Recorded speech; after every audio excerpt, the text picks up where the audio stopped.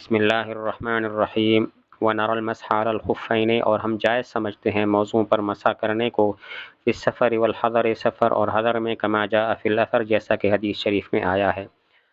اہل سنت والجماعت کے نزدیک موضوع پر مسح سفر میں بھی جائز ہے، حضر میں بھی یعنی اقامت کی حالت میں بھی جائز ہے۔ احادیث میں اس کا تذکرہ آتا ہے۔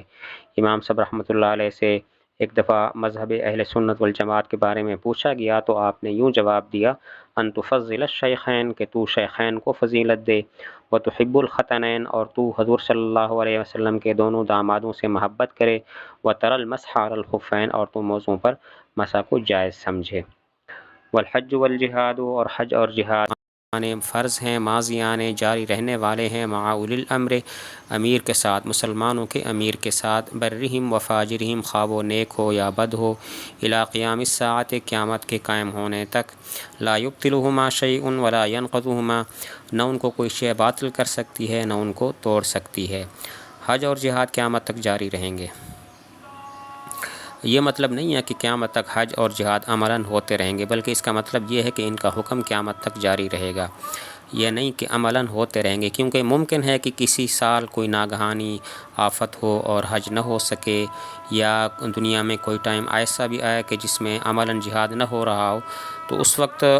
جہاد اور حج کا حکم تو ہوگا لیکن عمل نہیں ہوگا۔ تو قیامت تک جاری رہنے کا مطلب یہ ہے کہ ان کا حکم قیامت تک جاری رہے گا، یہ کبھی منسوخ نہیں ہوں گے۔ وَنُؤْمِنُ بِالْكِرَامِ الْكَاتِبِينَ، اور ہم ایمان لاتے ہیں کرامن کاتبین پر، فَإِنَّ اللَّهَ قَدْ جَعَلَهُمْ عَلَيْنَا، اس لیے اللہ نے ان کو بنایا ہے ہمارے اوپر، حافظین، نگران۔ ہم دو فرشتوں پر ایمان لاتے ہیں جو کرامن کاتبین کہلاتے ہیں، اللہ تعالیٰ نے ان کو ہم پر نگران بنایا ہے۔ تو ایک دائیں کندھے پر ہوتا ہے، دوسرا بائیں کندھے پر، انسان کی نیکیاں اور برائیاں لکھتے رہتے ہیں۔ آیات کریمہ ہے، وَإِنَّ عَلَيْكُمْ لَحَافِظِينَ، تم پر کچھ نگران فرشتے مقرر ہیں، کرامن کاتبین، یعنی کرامن کاتبین، یعلمون ما تفعلون، جو تم کرتے ہو ان باتوں کو جو تم کرتے ہو جانتے ہیں۔ وَنُؤْمِنُ بِمَلَكِ الْمَوْتِ، اور ہم ایمان لاتے ہیں ملک الموت پر، الموکل، جن کو ذمہ دار بنایا گیا ہے، بقبض ارواح العالمین، جہان والوں کی روحوں کو قبض کرنے کے لیے۔ ہم ملک الموت پر بھی ایمان لاتے ہیں، جن کی ذمہ داری ہے کہ وہ روح قبض کرتا ہے، اور وہ اکیلے نہیں ہوتے بلکہ ان کے ساتھ فرشتوں کی ایک جماعت بھی ہوتی ہے۔ ملک الموت اس جماعت کی نگرانی کرتے ہیں۔ اس بات پر دلیل کہ ملک الموت کے ساتھ کچھ اور فرشتے ہوتے ہیں، یہ آیت ہے، حتی اذا جاء احدکم الموت توفته رسلنا وهم لا يفرطون، یہاں تک کہ جب تم میں سے کسی ایک کو موت آتی ہے تو ہمارے بھیجے ہوئے فرشتے اس کی روح قبض کر لیتے ہیں، اور وَهُمْ لَا يُفَرِّطُونَ، اور وہ ذرہ برابر بھی کوتاہی نہیں کرتے۔ معلوم ہوا ملک الموت کے ساتھ فرشتوں کی ایک جماعت ہوتی ہے۔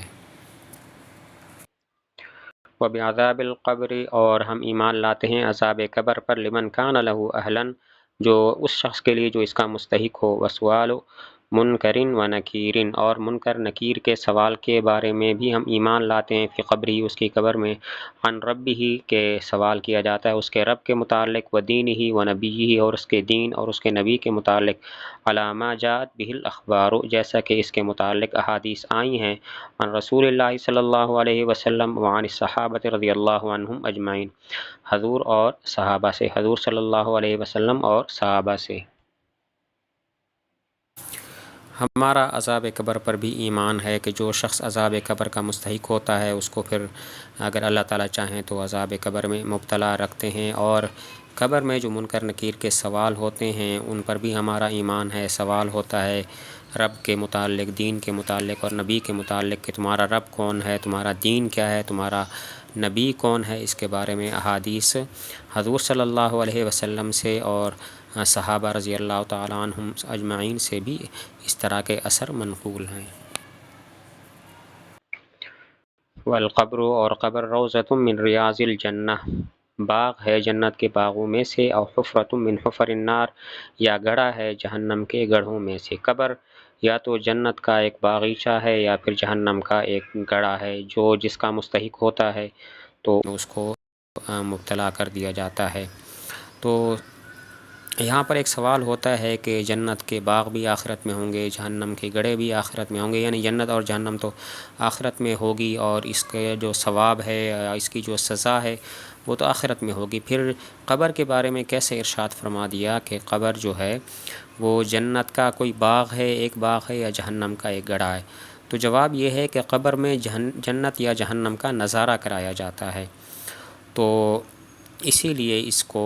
گڑھا یا باغ کہا گیا ہے، جہنم یا جنت کو، اور اس سے مراد عرض جنت اور عرض جہنم ہے، یعنی کہ نظارہ کرانا، اس پر پیش کیا جانا جنت اور جہنم کو جو قبر کے اندر انسان ہوتا ہے۔ سوال یہ ہے کہ جنت اور جہنم میں جو ثواب اور عذاب ہے وہ تو آخرت میں ہوگا، تو پھر قبر کے بارے میں کیسے ارشاد فرمایا کہ وہ جنت کا ایک باغ ہے یا جہنم کا ایک گڑھا؟ جواب یہ ہے کہ مراد ہے جنت یا جہنم کا قبر میں نظارہ کرایا جاتا ہے، تو یہاں پر مراد عرض جنت یا عرض جہنم، جہنم کو پیش کیا جانا، جہنم کا جنت کا پیش کیا جانا یا جہنم کا پیش کیا جانا یہاں پہ مراد ہے۔